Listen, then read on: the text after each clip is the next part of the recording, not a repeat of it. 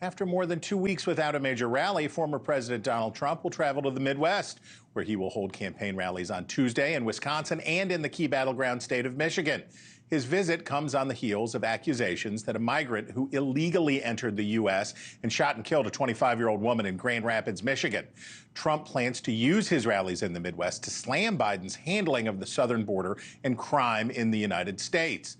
In 2020, Trump lost to Biden in Michigan by just about 155,000 votes. And in Wisconsin, Biden defeated Trump by nearly 21,000 votes. But a polling average from Decision Desk HQ shows Trump ahead of Biden in Michigan by approximately 4 points and leading in Wisconsin by nearly 2 points. Joining me now to discuss, former Republican governor of Wisconsin, Scott Walker. Governor Walker, happy Easter. Thanks for being with us.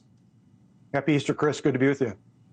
Okay, so Ruby Garcia is the name of the woman in Grand Rapids, Michigan, who was killed, it is alleged, and apparently he has confessed, by Brandon Ortiz Vite. He was deported under Trump, and this sounds like it was a domestic incident that went terribly, terribly awry.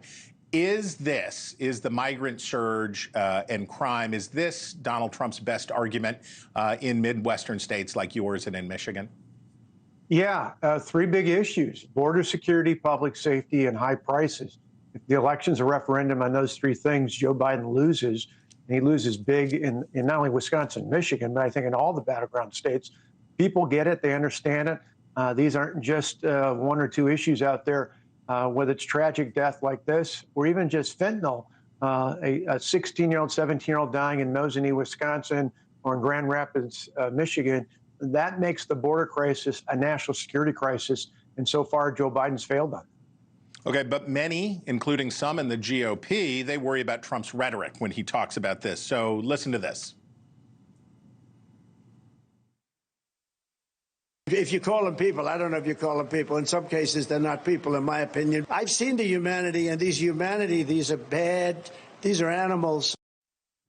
So I certainly take your point about the Biden's weakness on this, but doesn't this kind of make the problem worse when the former president uses this kind of language?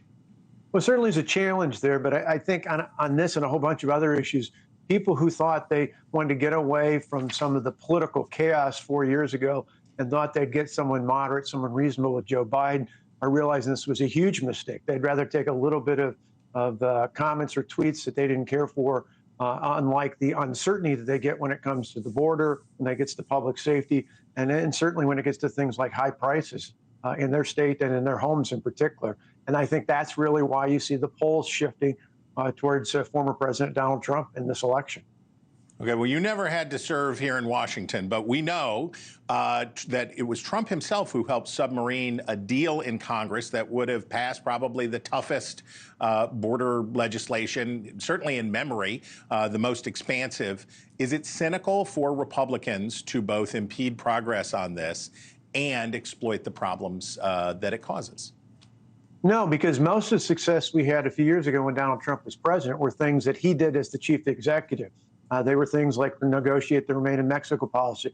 They were making sure that you didn't have catch and release policies in place. So many of those things were changed or altered when Joe Biden became the 46th president of the United States. And so Americans get this. This is one of those same things with the economy. You can spend, tens of millions of dollars telling us that the economy's better, that stock market's up. But when people can't make their monthly bills because prices are too high, when people see these kind of tragic images that now they don't have to have a few elite in the media tell them about, anybody can see the images of people coming across the border and hearing the stories, again, not just of murders, but of fentanyl and other deaths out there. When people can see the chaos in some of our nation's largest cities, these are things that Americans can see themselves.